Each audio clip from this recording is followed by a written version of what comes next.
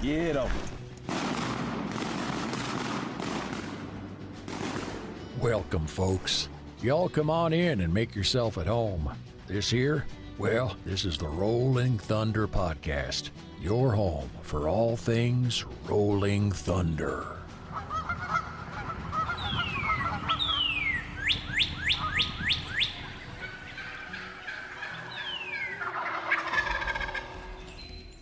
This episode is brought to you by Mossy Oak, because everything is better in Bottomland.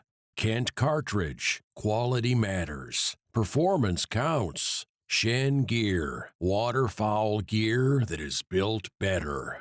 And Benelli USA, dominate the skies. All right, welcome to another episode of the Rolling Thunder Podcast. I'm joined by Aaron Blackwood, Roll Tide, Drake Levy, and Girk 3.0, a.k.a. Robbie Shook.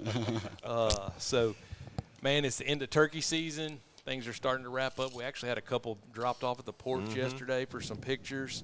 And the golf scramble is well on its way. We're way ahead of schedule on the golf scramble, nearly sold out. So that's exciting. But what's coming up most and the shortest distance ahead is collect number 5. So I kind of wanted to just get everybody together and break down collect number 5. And before we kind of dive into it too much, what about collect in general? This has kind of been fun, would you say? I mean, have y'all enjoyed it? I think Germs enjoyed it the most. Yes, no doubt about it. Yes. He's an idea guy. Yeah. He likes seeing new things Yeah, come that's to right. life. Well, Drake, why don't you dive in? You're the duck call man. Kind of give us a breakdown of the call. And So basically, it's the mean duck, and we've chosen to go with a yellow acrylic with a black anodized band, and it also has the "Don't Tread on Me" logo on it. we've not made very many canary yellow calls. That's not a very popular acrylic color. Have we ever made one with the snake and "Don't Tread on Me" either? No, for sure we haven't. Got to be a first. Yeah, I mean, it's a pretty cool little combo. You know, it's a mean looking. I mean, it's pretty badass, if I'm gonna say. I mean, it looks pretty damn cool. Yeah. But yeah, if y'all want to check them out, collect number 5. Yeah, so I mean, collect number 1 was an XLS. Collect number 2 was OG. Is that no, that's the Eastern, the wild turkey. Yeah, the feather. The Levy wild turkey. Yep. Collect number 3 was an OG. That was the Masters, March. And then April was the Peach 2-stroke. Yeah. Which I thought the Peach 2-stroke was my favorite, to be honest. I thought it's just out there and just weird and Totally different. Yeah, I like everything it's about probably that. the least popular of them, best I can tell from just people's traction with them. And so who knows? I mean, now we're going with yellow. From a marketing standpoint, probably going from peach to yellow is not the smartest decision. But I think it's pretty cool because, like I said, it's a color and a material we haven't done before. But ultimately, I really like what the flag stands for. Correct. And what it means to us as Americans. So now really what I want to talk about is, like, Robbie did a history lesson this last couple days, scoured the web and got some of the history of the Gadsden Flag, what it means and kind of throughout history. So Robbie, give us a little rundown on the history of the Gadsden Flag. All right, so, back in 1775, we had the Revolution going on. America wasn't independent from Britain yet at the time. And South Carolina delegate Christopher Gadsden, he came up and had the idea to put this snake on the flag, and it's kind of just a warning sign of peaceful when left alone. If provoked, we're going to strike. Yep. And he means it. Yep. So made it a bright yellow flag, stands out, everybody can see it. Big warning. Yep. And then a little bit more into that, there's a biblical meaning behind it. So in Numbers 21, 8 through 9, the Lord instructed Moses to put a bronze serpent on a pole and hold it up. Anyone bitten by a serpent who looked at it would be healed. So there's healing power to it. And it's also, you see it in, like, the medical field on the little cross or like veterinary medicine and in human. Yeah, you're right. Yeah. So it's a symbol throughout history of not only kind of a warning, but also like a freedom from oppression and healing. Yeah, very cool. So you can imagine in 1775, you got people who rode in a sailboat all the way from Great Britain across the ocean to go to this new country, and all of a sudden Great Britain has got their hand out going, hey, you owe us big taxes. Yeah. I mean, this is where the Boston Tea Party came in, right? And so, you know, you can imagine that at first the American colonists were kind of like, hey, like, leave us alone. Give us a break. We rode a sailboat over here. We're in our own country. Why should we be sending money back? But that's the world that Britain lived in. Britain had colonies all over the world. Right. But when they set up that colony in America, I mean, you can imagine they had Indians on one side eating their lunch. They had the ocean on the other side eating their lunch. They had the Spanish, explorers eating their lunch. I mean, they earned the right to say, hey, give us some space. Give us our room. That'd be a wild time. It would be a wild time.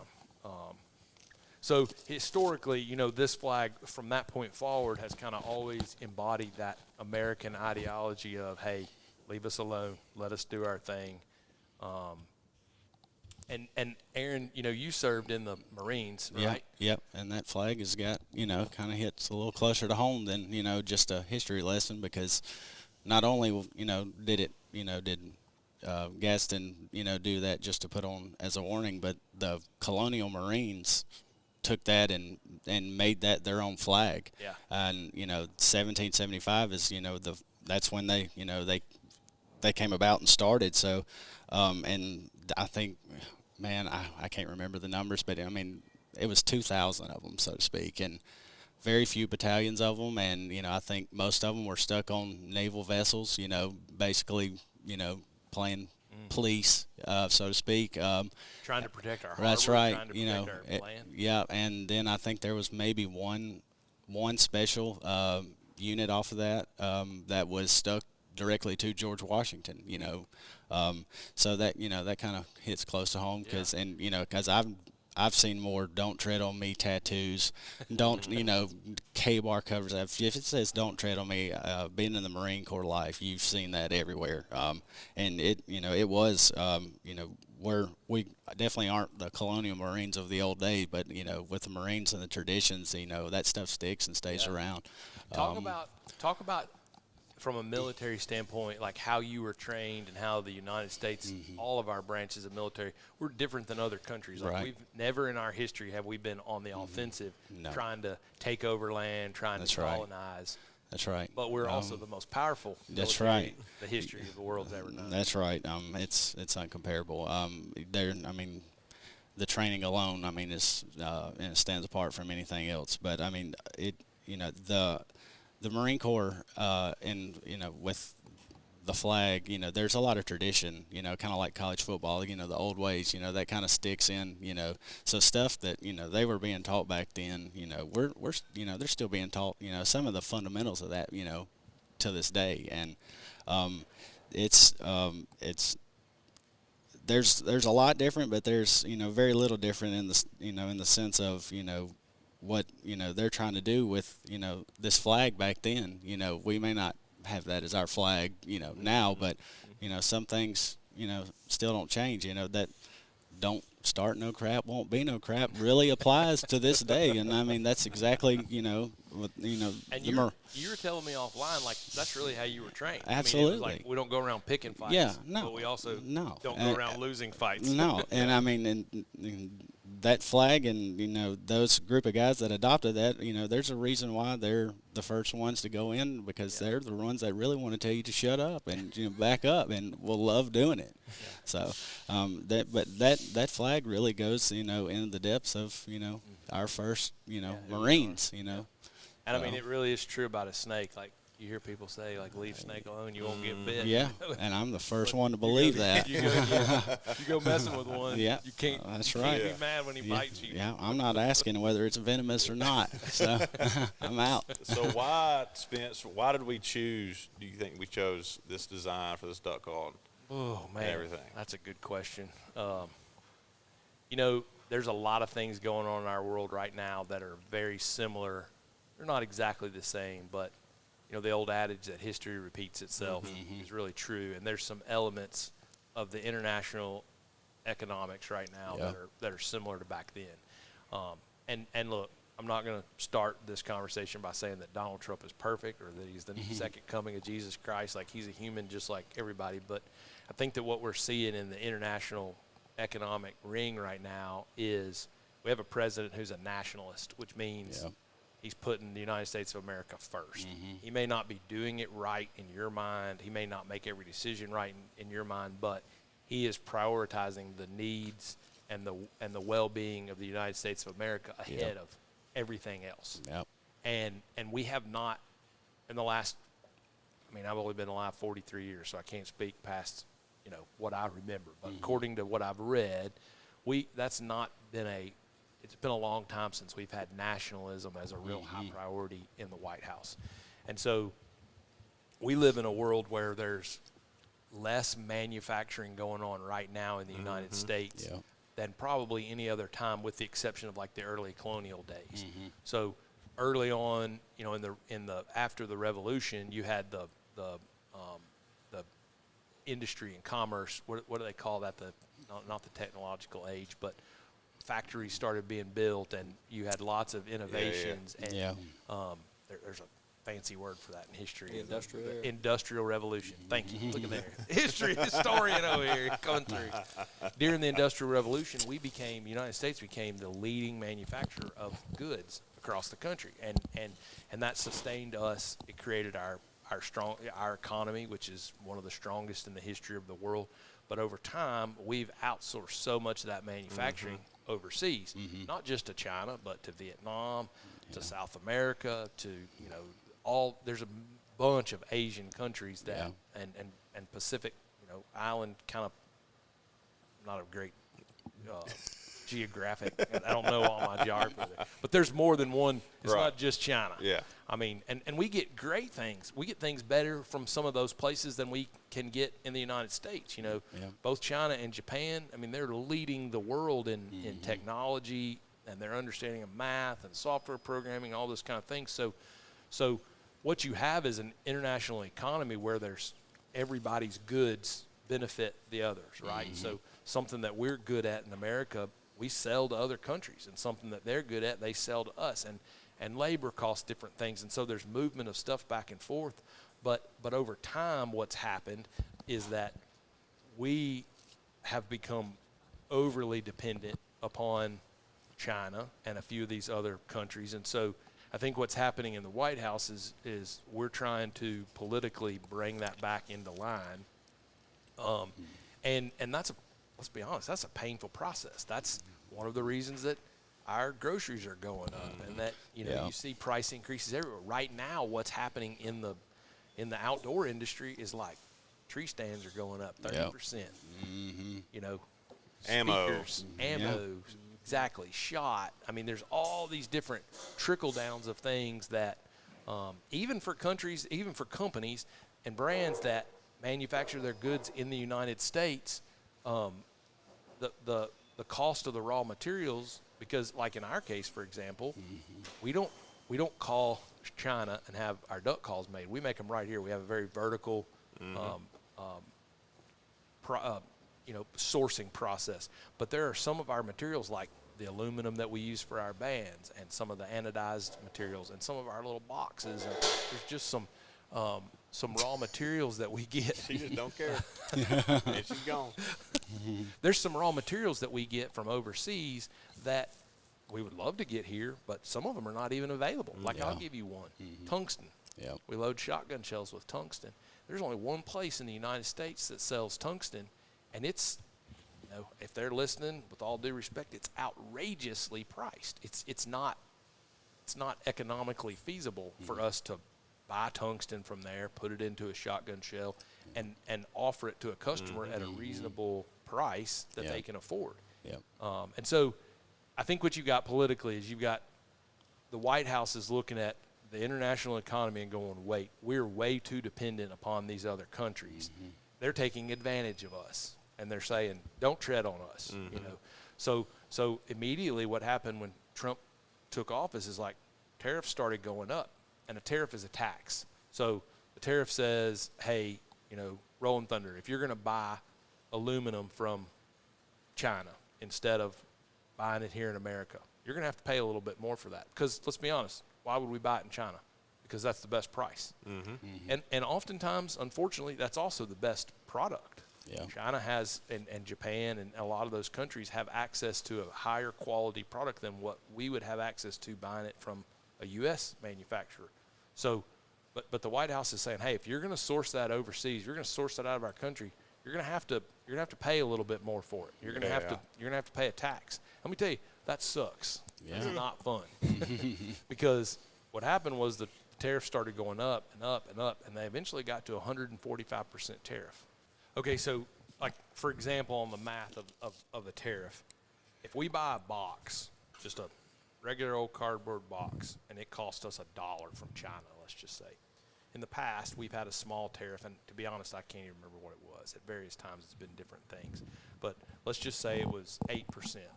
Well, that means if I pay the folks in China $1 for that box, I have to pay the U.S. government 8 cents, an 8% tax on whatever the value of those goods are.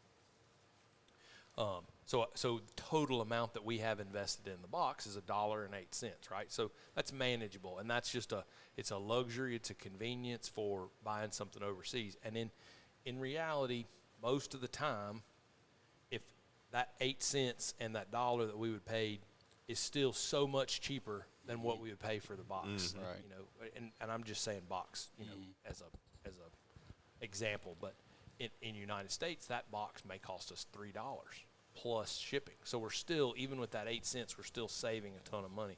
Well, what the White House is trying to do is trying to say, hey, we're going to drive that tax up so high that it forces folks to come back to the United States for most of their manufacturing.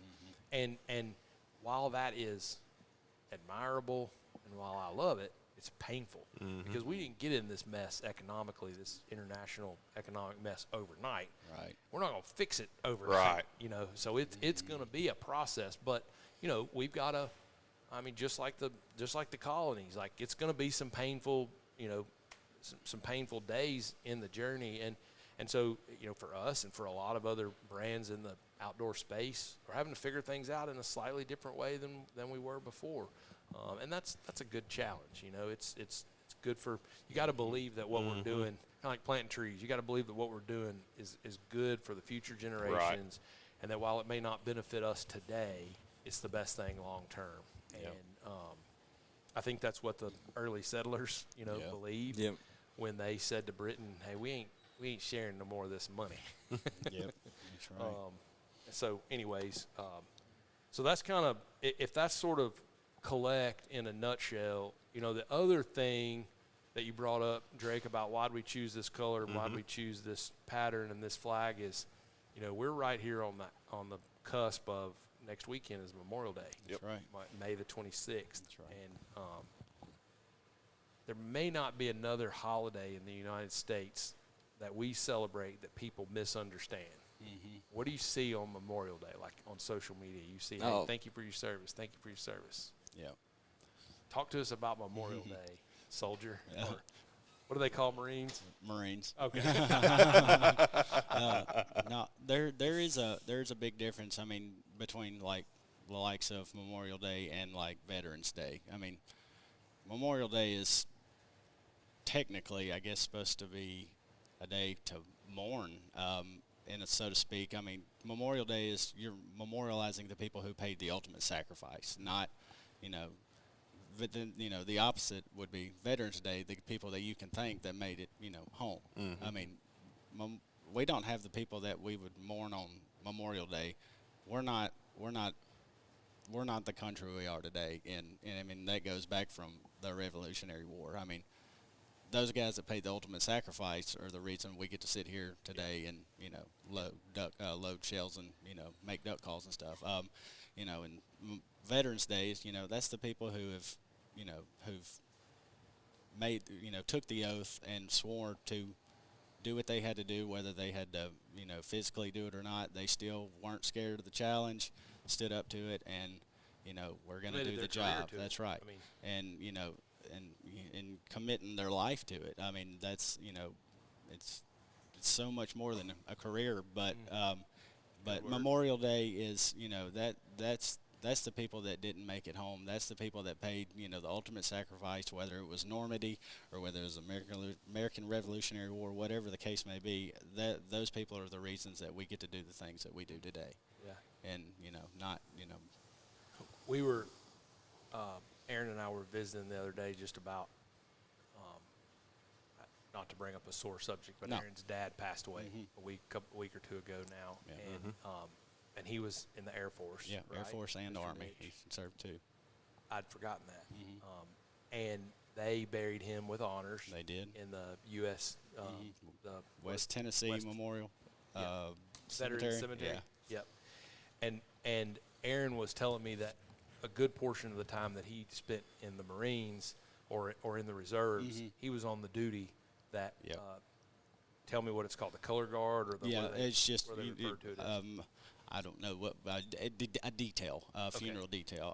And yeah, we would have to do, you know, that for whether, you know, veteran, active, whatever the case may be. The conversation went to Aaron was talking about, like, it's one thing to do a funeral for someone. Yeah. Everybody's always sad and grieving the loss of a life. Yep. But there's a whole nother level Yep.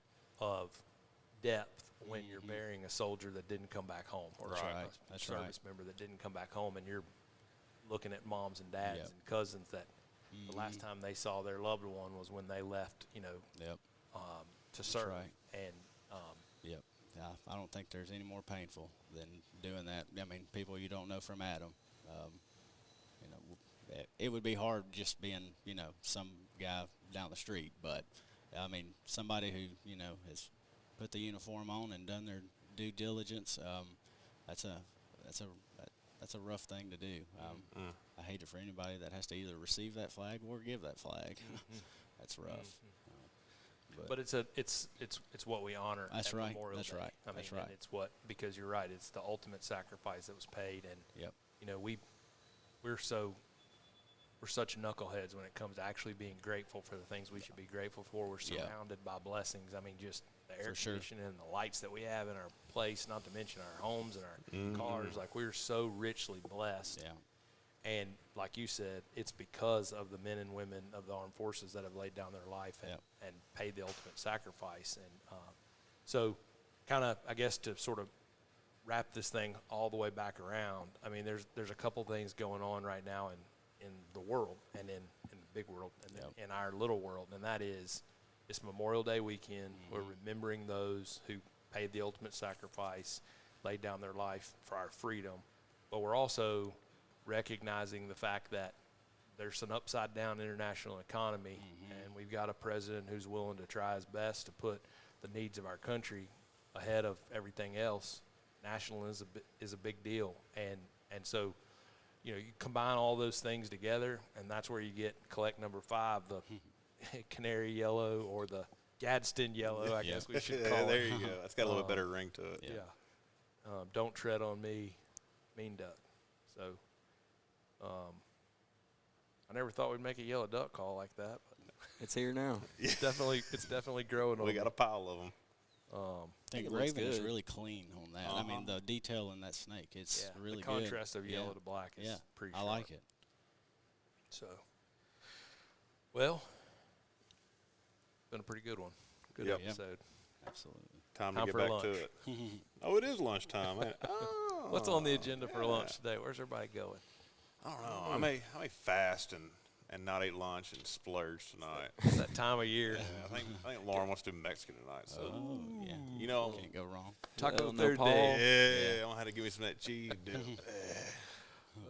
Well, good deal. All right. Well, thank you, boys, for joining us. And collect number 5, May 22nd, Thursday at 10 a.m. Central Time. Don't miss it. Yeah. That's right. All right. Join the team that is making a real difference. Ducks Unlimited is powered by people like you. With your help, we can continue to raise funds that drive wetlands conservation across the continent. Whether you are out selling event tickets, securing donations, or finding that next sponsor, we have a role for everyone. Sign up today to join your local DU chapter at ducks.org/volunteer or attend your local DU event. Ducks Unlimited, conservation for a continent.